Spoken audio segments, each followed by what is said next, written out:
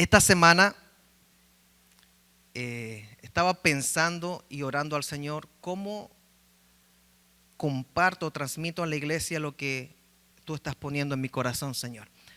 Y comencé con el tema de señales.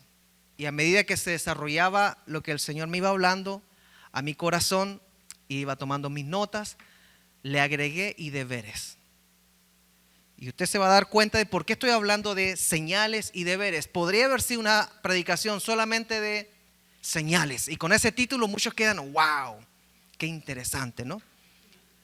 Pero es señales y deberes. Si vamos a Lucas 12, 54, 56, dice la palabra, Jesús decía también a la multitud, cuando ustedes ven que se levanta una nube en el poniente, dicen, va a llover.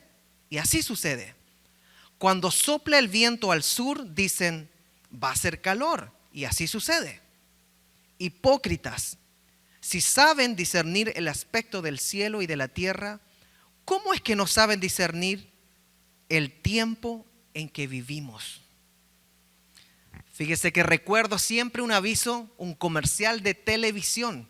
No importa el producto, pero lo que decían era esto. Prevenir es mejor que curar. Y era el eslogan del comercial de televisión, porque prevenir es mejor que curar. Pero lamentablemente, en todos mis años de cristiano o en mis años de conciencia, he visto que muchos cristianos con sus acciones demuestran que para ellos es mejor curar que prevenir. No sé si prefieren el dolor o los problemas conscientemente o inconscientemente, con sus acciones dicen, yo prefiero curar en vez de prevenir. La verdad es que muchos de nosotros o todos hemos cometido errores y no hemos alcanzado a prevenir, porque es parte del madurar. Yo he cometido errores en mi vida y yo creo que usted también si le preguntara. Pero hay una frase también que escuché hace mucho tiempo que dice que hay dos tipos de personas. El primer grupo son los que aprenden de sus errores, aprenden cometiendo errores.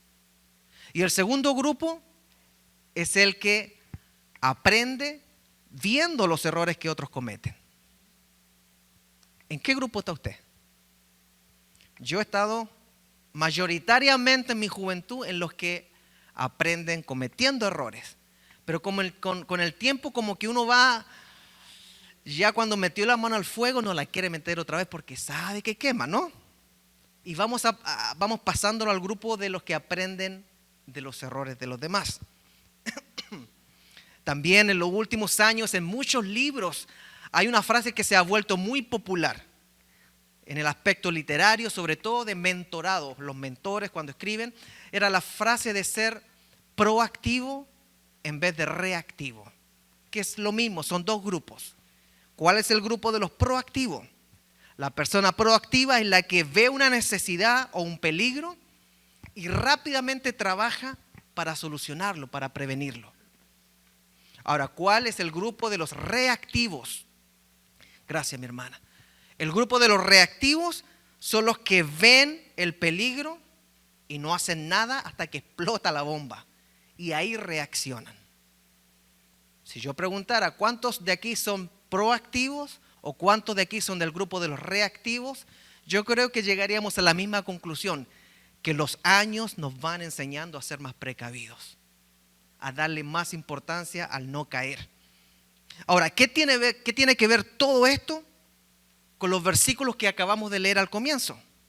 Volvamos a leer el texto, pero en otra versión, la versión NTV. Entonces Jesús se dirigió a la multitud y dijo, cuando ustedes ven que se forman nubes en el occidente, dicen, viene la lluvia, y tienen razón. Cuando sopla el viento del sur, dicen, hoy será un día de mucho calor. Y así sucede. Necios, saben interpretar las señales del clima en la tierra y en los cielos, pero no saben interpretar los tiempos presentes. Amada iglesia Creekside, ¿qué tiempos estamos viviendo? ¿Qué señales estamos interpretando? Hay una respuesta muy simplística.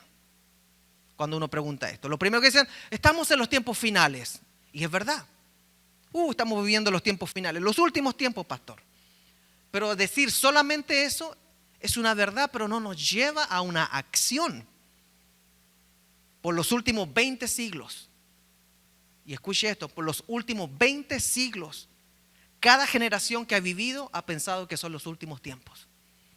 Es más, sin ir más lejos, en el siglo pasado, cuando estalló la Primera Guerra Mundial, muchos pensaron que era el final, son los tiempos finales. Hace más de un siglo. Murieron casi 60 millones de personas, pero no era el final. Años después, cuando vino la Segunda Guerra Mundial, era 1914 la primera, y la Segunda Guerra comienza en 1939, lo mismo. Se armó toda la maquinaria nazi, los aliados contra ellos, pensaron que era el final. ¿Y qué pasó? No era el final. Pero para cada generación son los tiempos finales. En esa oportunidad, la Segunda Guerra Mundial, murieron casi 83 millones de personas. Alguno dirá, bueno, pastor, ¿qué está diciendo usted entonces? Lo que quiero decir es que cada generación tiene que aprender a ver las señales, pero a tomar una acción frente a las señales, porque no es suficiente reconocer una señal. Lo que es necesario es interpretar qué es lo que yo debo hacer. La Biblia dice claramente que nadie sabe ni el día ni la hora en que el Hijo del Hombre ha de regresar. Pero debemos tener algo muy claro, que Dios no fecha con horas ni días, pero Dios fecha con tiempos. Y la iglesia debe aprender a reconocer los tiempos. Y en este texto volvemos al comienzo. Voy a volverlo a repetir. Cuando ustedes ven que se forman nubes en el occidente, dicen, viene la lluvia, y tienen razón. Cuando sopla el sur, dicen, hoy será un día de mucho calor. Necios, saben interpretar las señales del clima en la tierra y en los cielos, pero no saben interpretar los tiempos presentes. Fíjese que a Dios no le interesa mucho que veamos los tiempos. Voy a repetirlo. A Dios no le interesa que nosotros veamos los tiempos. A Dios le interesa que sus hijos reaccionen a los tiempos, que es muy diferente. Dele un aplauso al Señor.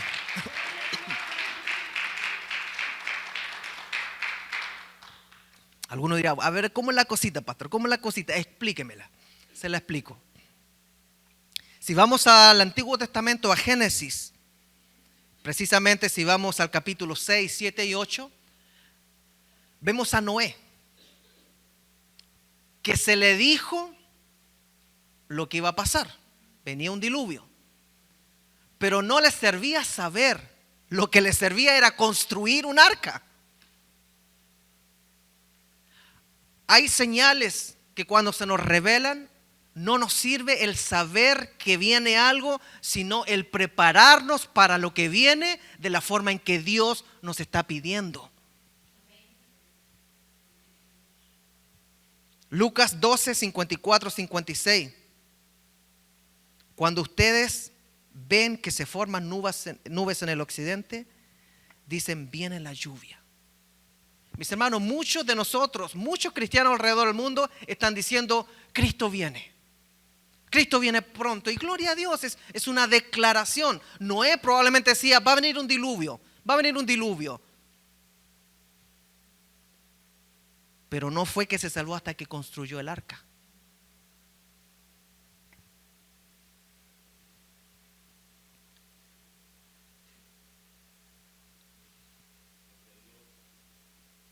Jesús coloca este tema de una manera muy interesante. Mateo 24, 46 dice, dichoso el siervo cuando su Señor al regresar lo encuentra cumpliendo con su deber. Les aseguro que lo pondrá a cargo de todos sus bienes. Miren, en el asunto de la espera de los tiempos, Jesús coloca una palabra que es deber. ¿Cuántos son siervos del Señor? Porque este versículo es para los siervos.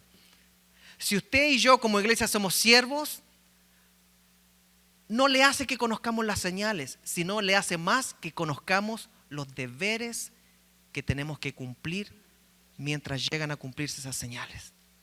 Y en eso se basa esta predicación. Entonces, vuelvo a reformar la pregunta inicial, pero ahora de una manera diferente. ¿Cuál es nuestro deber frente a las señales que vemos? Es diferente la pregunta ya. Y deber número 1 de los cristianos frente a las señales, 1 es conservar nuestro amor a Dios, siempre creciendo. Mateo 24:12 dice: y por haberse multiplicado la maldad, el amor de muchos se enfriará, mas el que persevere hasta el fin, este será salvo, refiriéndose a los últimos tiempos. La forma más simple de terminar una relación, sea cualquiera la relación, es apagando el amor. Muchas relaciones terminan porque no cuidaron o no cultivaron el amor inicial, que suena como una frase cliché, que la plantita hay que regarla si no se muere, pero es así. Lo que no se cultiva, lo que no se cuida, se marchita. Y cuando sienten que se acaba el primer amor, muchas relaciones buscan cualquier pretexto. Te queda muy salada la comida, quiero el divorcio. La razón no importa, pero lo principal es que se acabó el amor. Hermanos queridos, nosotros no seguimos a Dios por miedo, sino por amor. Nosotros no seguimos a Dios por conveniencia, sino por amor. Nosotros no servimos a Dios por la recompensa que nos va a dar Dios, sino porque le amamos simplemente. Es tanto así que aún Jesús mismo dijo: el mandamiento más grande es que me amen con toda su fuerza, con toda su mente y con todo su corazón. Lo que más importa, Mateo 22, 34 al 40, es que nosotros amemos al Señor nuestro Dios con todo nuestro corazón, con toda nuestra alma y con toda nuestra mente. Este es el primer y gran mandamiento. Por eso vivimos, por eso nos movemos, por eso servimos, por eso trabajamos, por eso criamos hijos, porque amamos al dador de la vida por sobre todas las cosas. Muchos cristianos piensan que la forma de mantener el amor a Dios es viniendo a la iglesia. O la forma de mantener el amor a Dios es comprometiéndose en la obra de Dios, ofrendando, dando los diezmos. No, yo doy eso, ya cumplí. Esa es la muestra de amor. Muchos piensan que la forma de demostrar el amor a Dios es dando a los necesitados. Muchos piensan que la forma de amar a Dios es guardando un testimonio que muestre frutos de arrepentimiento después de nuestra conversión a Cristo. Y todo eso está bien. Pero la verdad es que así como muchas parejas tienen todo lo necesario para estar juntos, muchas se separan teniendo todo lo necesario porque el amor comienza a desaparecer. Vuelvo a repetir el versículo. Mateo 24:12, y por haberse multiplicado la maldad, el amor de muchos se enfriará. Mas el que persevere hasta el fin, este será salvo. ¿Qué pasa cuando se acaba el amor? Cuando se enfría el amor. Uno comienza a andar en piloto automático. Y eso es lo más terrible. Creer que uno está bien, pero no está bien. A los esposos nos pasa eso de repente. Creemos que todo anda bien y nos damos cuenta que la mujer no está bien. Hemos descuidado algunas áreas. Y con Dios nos pasa lo mismo. Y no es que nos pase a nosotros. Si vamos a Apocalipsis 2, vemos que le pasó a una iglesia. Leamos. Apocalipsis 2. Escribe al ángel o el mensajero de la iglesia de Éfeso. Esto dice el que tiene las 7 estrellas en su mano derecha y se pasea en medio de los 7 candelabros de oro. Ok, ¿qué es lo que le dice a la iglesia de Éfeso? Conozco tus obras, tu duro trabajo y tu perseverancia. Sé que no puedes soportar a los malvados. Todo va bien hasta ahí. Y que has puesto a prueba a los que dicen ser apóstoles. Perfecto, pero no lo son. Y has descubierto que son falsos. O sea, eran activos en descubrir la mentira. Has perseverado y sufrido por mi nombre sin desanimarte. Hasta ahí vemos una iglesia perfecta. Estaban haciendo todo bien. Sin embargo, tengo contra ti que has abandonado tu primer amor. Recuerda de dónde has caído, arrepiéntete y vuelve a practicar las obras que hacías al principio. Si no te arrepientes, iré y quitaré de su lugar tu candelabro. Pero tienes a tu favor que aborreces las prácticas de los nicolaitas, que eran prácticas anticristo, los cuales yo también aborrezco. O sea, una iglesia que hacía todo bien,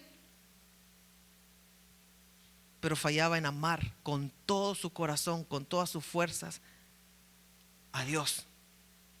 Esta iglesia tenía todo a su favor, hacían todo casi bien. Estaban volando en piloto automático, iban por buen curso, pero sin esa cercanía de corazón a corazón con Dios. Eso es abandonar el primer amor, cuando hacemos todo bien, pero ya no sabemos, no sentimos lo que sentimos al comienzo de la relación. ¿Recuerda usted cuando estaba enamorada o enamorado? ¿Recuerda usted cuando esas mariposas volaban en su estómago? ¿Recuerda, mi amor? Mi hermano, Apocalipsis nos dice de que hay un primer amor que no se puede perder. Y cuando vemos las señales de los últimos tiempos que nos dicen, en los últimos tiempos el amor de muchos se va a enfriar. ¿Qué es lo que tiene que hacer la iglesia? En vez de ver CNN y llorar, en vez de ver Fox y llorar, en vez de ver Telemundo y Univisión y llorar, ponerse a llorar para que no se enfríe el amor y no seamos uno más de los que van a caer de la gracia del Señor porque ya no sienten nada. Estamos en los últimos tiempos, las señales se cumplieron, Cristo viene pronto. Sí, pero ¿cómo estás con tu amor? Porque Cristo viene a buscar una iglesia que le ame con toda la pasión que Dios te ha dado a ti. Una iglesia apasionada por servirle, que es capaz de ir en contra de la corriente como Salmón. Pero yo amo a Dios, pero no me hagan ir en contra de la corriente, porque hasta ahí llega mi amor. Son los últimos tiempos, se acaba el mundo, ya viene la tercera guerra mundial, y aquí estamos, Cristo viene, ven pronto. Y el Señor está diciendo desde arriba, ¿me amas? Y vuelve a repetir igual que a Pedro. Claudio, quiet, ¿me amas? Y uno sigue aquí moviéndose y en el activismo de la iglesia, y Jesús vuelve a repetir la misma pregunta, ¿me amas? Cuando Cristo venga por su iglesia, ya sea en un arrebatamiento, ya sea de un accidente que te tocó, ya sea en una enfermedad que te tocó, Dios va a venir a buscar a los que le aman. Porque ahí dejó la cuenta pendiente en la cruz. La relación quedó congelada por amor y se reactiva por amor, no por compromiso, asistiendo a una iglesia, dando una iglesia, levantando las manos, sino los que han decidido volver a su primer amor y no se enfriaron en los últimos tiempos.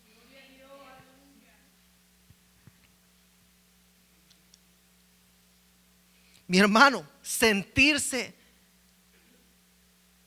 rechazado, no sentirse amado es feo. Pregúntele a una mamá que es rechazada por su hijo.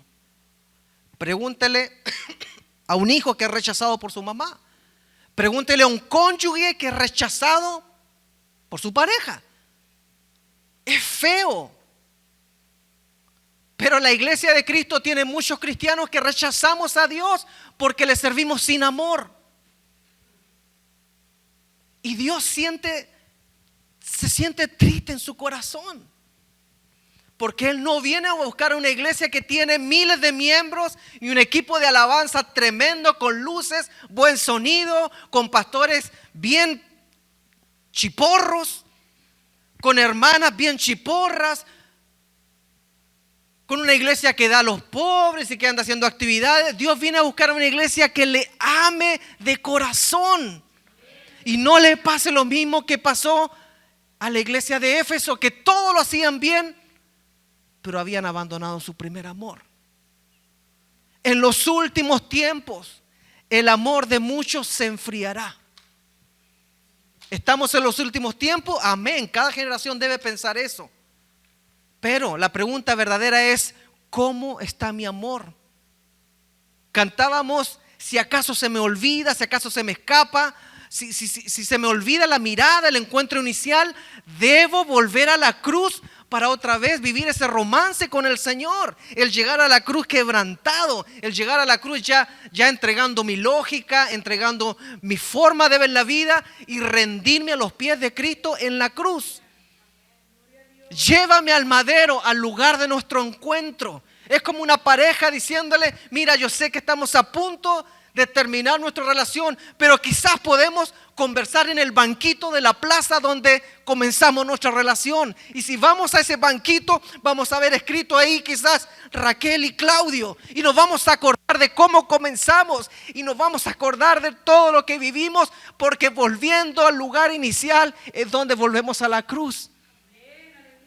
Una iglesia en activismo que tiene un montón de situaciones, dando, recibiendo, activando, viajando, realizando, pero no vuelve a la cruz. Es una iglesia que está en la categoría de los que han dejado el primer amor, y peor, de los que en los últimos tiempos muchos se han enfriado. Señales y deberes. Veo la señal de los últimos tiempos, amén. Pero no me voy a quedar mirando las señales y discutiendo doctrina o escatología o lo que yo interpreto. Yo lo voy a llevar a nivel personal, y es cómo está mi amor por mi Creador. ¿Califico como una iglesia que está cerca de Él, o califico como los que se enfriaron, pero nadie se ha dado cuenta? Número 2. ¿Cómo debemos reaccionar frente a los últimos tiempos, a las señales? Estando firmes en la fe y en la libertad en Cristo. Y esto es algo muy importante, porque es el ataque más fuerte que le llega a la iglesia que le toca vivir los últimos tiempos.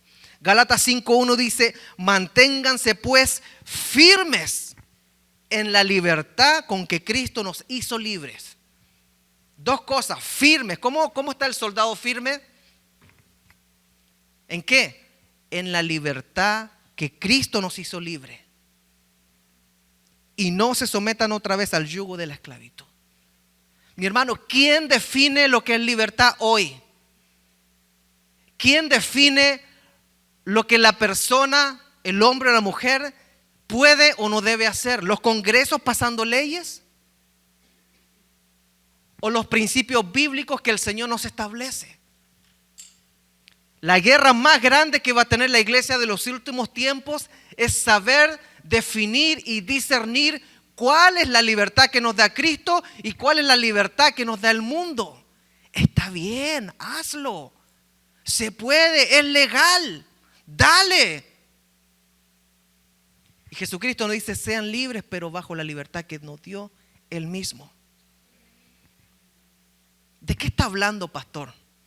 Efesios 6, 14, 18 dice, por tanto, manténganse firmes otra vez. A ver, firmes. Pero ahora, ¿qué dice? Practicando la verdad, la justicia, hablando del evangelio, con el escudo de la fe, el casco de la salvación que cuida nuestros pensamientos, la espada de Dios que es su palabra, conociendo la palabra. Oren en todo tiempo por los hermanos y estén atentos. Eso es mantenerse firmes en la fe. Estamos en los últimos tiempos, miren, las señales se cumplieron, cantamos la canción de Marino, la gran tribulación, nos asustamos, si hay un grito, un lamento, un sollazo, nos asustamos cuando, como cantan las hermanas esa canción a veces. Una joven está gritando, ¡mamá! Y toda la cosa, la de Marino. ¿Qué es lo que importa? No es que llegó la gran tribulación, ni que Cristo viene pronto. Lo que importa es mantenernos firmes en la fe. ¿Y cómo se mantiene firme en la fe uno? ¿Hablando de las señales? No, mi hermano. Manteniéndose firme en la fe significa fajándose el cinturón de la verdad. La coraza de justicia. Los calzados que nos llevan a presentar el evangelio. El yelmo de la salvación, mantener nuestros pensamientos en la vida que viene eterna, no en la terrenal. Orando en todo tiempo por los hermanos, dice. Porque nuestros hermanos necesitan oración, hermano. En esta mañana se nos informó que el esposo de la hermana Maribel, por segunda vez es intervenido esta semana. Tuvo una operación y parece que no salió bien. No sé si lo intervinieron ahora o no se sabe.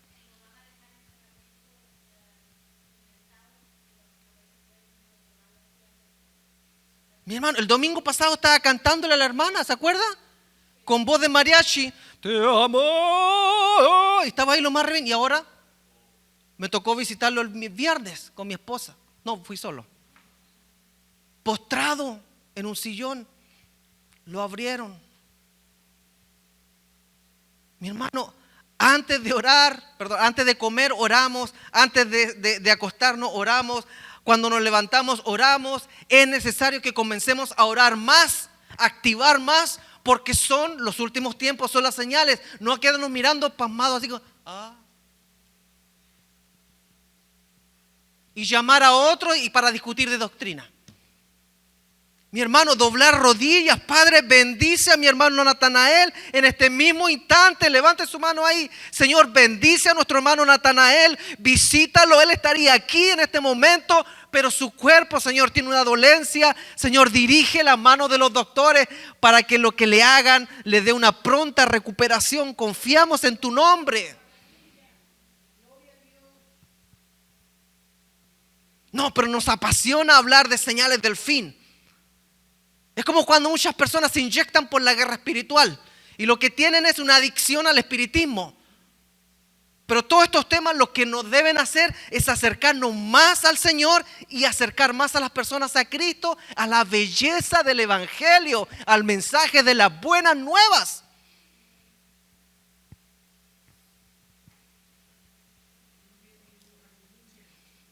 Mis hermanos, la batalla más grande para el cristiano se está librando en los últimos tiempos. La fe ha sido desplazada a un lugar de antigüedad. No sé si ha escuchado. No, es que el cristianismo es una cosa postmoderna ya. Estamos en la era postcristianismo.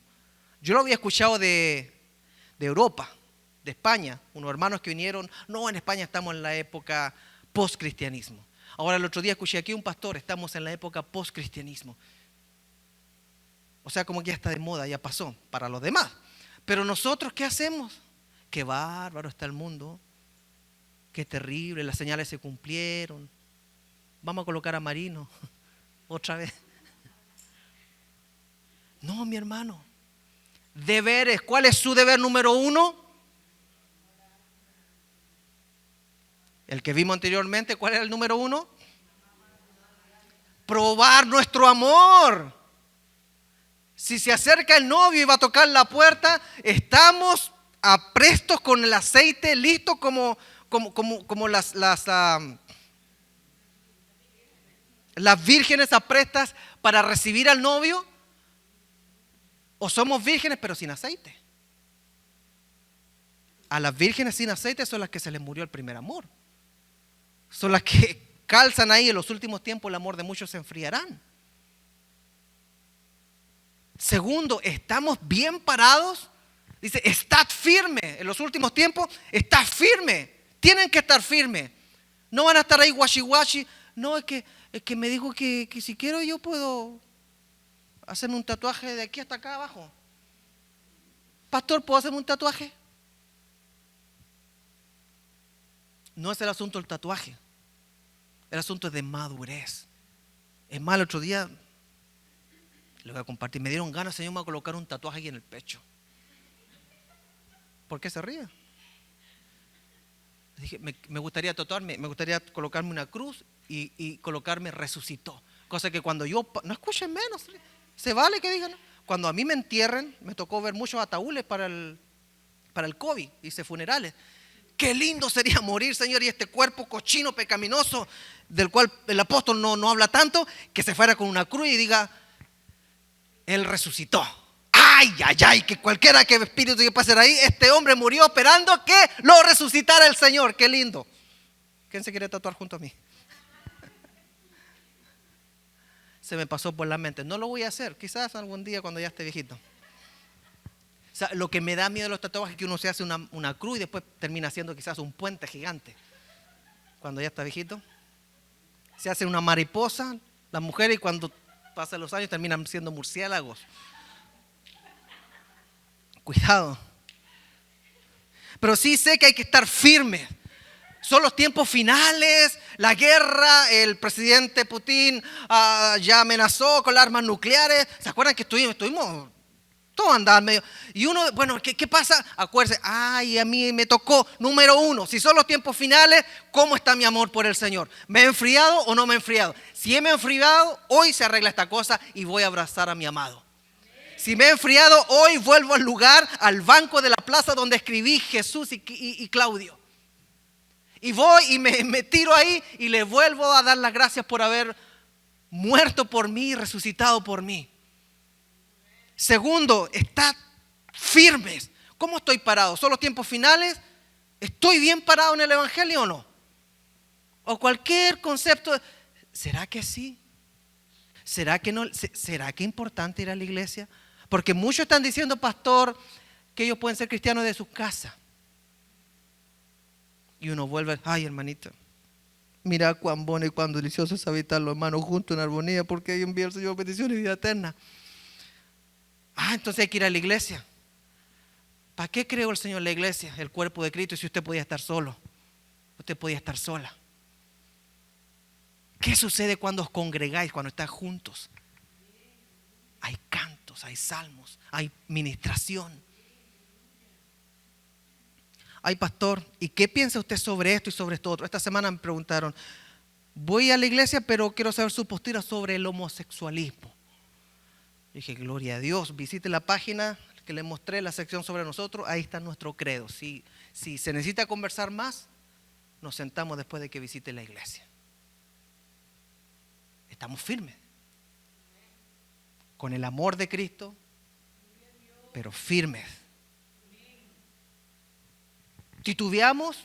Estamos firmes. Está pues firmes en la libertad que Cristo les dio, no que la constitución de su país le da. Porque si yo me rijo por la constitución de Chile, ay caramba, ahora la están rehaciendo con una mentada constituyente que cualquier pelagato que fue populista y ganó, ahora está escribiendo lo que uno practica como constitución. Ni yo, que tengo 2 títulos universitarios, me siento capacitado para escribir una constitución. Yo los mandaría a todos a estudiar historia, economía, medicina, historia, economía y medicina, hasta veces, para que sepan lo que ha pasado y cómo pasan las cosas, y después se pongan a escribir una constitución. Pero aún así, mi libertad no es lo que la constitución me da.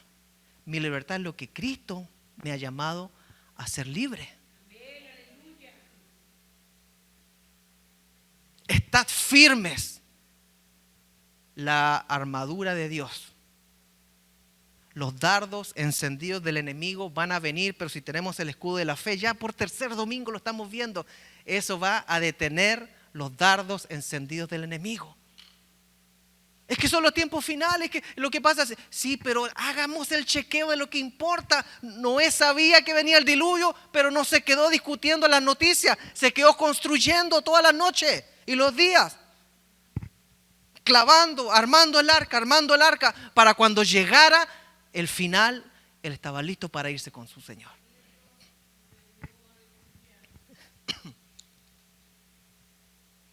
Mi hermano, mi hermana, para todos los que dicen es que estamos en una época post-cristianismo y se lo dicen como refregándole en la cara que tus creencias son antiguas ya. Yo le digo, mire, Salomón ya escribió sobre este tema. Dijo, no hay nada nuevo bajo el sol. Ni por más que me digas que esta es la época post-cristianismo, que ahora hay una época moderna y que todo cambió. El gran sabio Salomón dijo, no hay nada nuevo bajo el sol. En Eclesiastés 1:9 escribe, lo que ya ha acontecido volverá a acontecer. Lo que ya se ha hecho se volverá a hacer. Y no hay nada nuevo bajo el sol. ¿Usted cree que lo que está pasando no pasó en otras generaciones? ¿Es que es la primera Sodoma y Gomorra que va a suceder? No. ¿Acaso no hubo un diluvio allá antes? Que ahora se maltrate a los pequeños que están dentro del vientre de una madre, no es nada nuevo. Que ahora se practique y se legisle en contra del plan inicial que Dios creó para el matrimonio, no es nada nuevo. Que el amor de muchos se enfríe, no es nada nuevo. Que los hijos se levanten en contra de los padres, no es nada nuevo. Que el ser humano se vaya tras dioses creados por ellos mismos, no es nada nuevo. Que el ser humano consulte espíritus de muertos, no es nada nuevo. Que el ser humano quiera jugar con el espiritismo y crear jueguitos y hacerlos ver cool, no es nada nuevo. Que el ser humano se burle de Dios, de su palabra y de su segunda venida, no es nada nuevo. Segunda de Pedro 3:4 dice, es importante que entiendan lo que sucederá en los últimos días. Habrá gente que vivirá solo para sus malos deseos y se burlará de ustedes. Dirán, Jesús prometió regresar, pero ¿dónde está? Nuestros padres ya murieron y el mundo sigue igual desde que fue creado. Segunda Timoteo 3 dice lo siguiente, recuerda que los últimos tiempos, los últimos días, llegarán tiempos difíciles. La gente se volverá egoísta, amante del dinero, fanfarrona y orgullosa. Se insultarán unos a otros, no obedecerán a sus padres, no darán ni las gracias y serán mundanos. No sentirán afecto por los demás ni estarán dispuestos a perdonarlos. Hablarán con maldad, estarán fuera de control, serán crueles y odiarán el bien. En esos mismos días la gente traicionará a su amigo. Actuará sin pensar, se enorgullecerá de lo que sabe y en vez de amar a Dios, amará los placeres. Parecerán ser muy religiosos, pero con su manera de vivir demostrarán que en realidad rechazan servir a Dios. No te metas con esa gente. Algunos de ellos entran a las casas y convencen a mujeres débiles, llenas de pecado, que se dejan llevar por toda clase de malos deseos. Aunque ellas siempre tratan de aprender, nunca terminan de entender la verdad. Ellos están en contra de la verdad como Janes y Jambres. Ellos son los que se opusieron a Moisés y Aarón. Cuando se presentó a Faraón, ¿se acuerdan del reto entre los magos o los hechiceros del Faraón? Y Moisés, cuando llegó con la vara, se transforma en serpiente, una se come a otra. Ellos fueron los que se enfrentaron a Moisés y Aarón. Ellos están en contra de la verdad como Janes y Jambres, o sea, siempre va a haber confrontación con nosotros, quienes estaban en contra de Moisés. Tienen mentes retorcidas y han fracasado en la fe, pero no tendrán éxito en lo que hacen y así todos verán lo tonto que son, como pasó con Janes y Jambres. Mis hermanos, por haberse multiplicado la maldad, va a suceder esto. Pero ¿qué va a suceder en la iglesia? El amor de muchos se enfriará. Amada iglesia Creekside, nuestro deber no es solamente ver las señales, sino estar firmes en nuestra fe y en la libertad que nos da Cristo. Nuestra libertad llega hasta donde Cristo la marcó. Guarde esto en su mente y en su corazón. No podemos ser más misericordiosos que Dios nosotros. Nosotros no marcamos los límites de la misericordia. Nosotros seguimos a Dios y su palabra establecida, la que nunca pasará. Para terminar, ¿cómo debemos reaccionar o cuál es el deber del cristiano ante las señales? Es recibir, anhelar recibir la profecía de los últimos tiempos para su iglesia. Hasta el momento hemos visto puras cosas malas. Uy, las señales se están cumpliendo, está todo malo, la maldad es increíblemente exagerada, pero hay algo positivo en los últimos tiempos. Hechos 2, 16, 17 dice, más bien, esto es lo que dijo el profeta Joel. Dios ha dicho, en los últimos días derramaré de mi espíritu sobre toda la humanidad. Los hijos y las hijas de ustedes profetizarán, sus jóvenes tendrán visiones y sus ancianos tendrán sueños. Mi hermano, si son los últimos tiempos, nosotros debiéramos anhelar la llenura del Espíritu Santo. Algunos dicen, ya se cumplió en mí porque soy viejo y me da sueño en la iglesia. No habla de que le dé sueño. Dice tener sueños de revelación. En los últimos tiempos derramaré de mi espíritu sobre toda carne. ¿Qué siente usted cuando escucha eso? La noticia está ahí. Oh, son los últimos tiempos. Oh, qué malo está el mundo. Cristo viene. Pero algo va a pasar en los últimos tiempos. Algo bueno. ¿Qué va a hacer eso?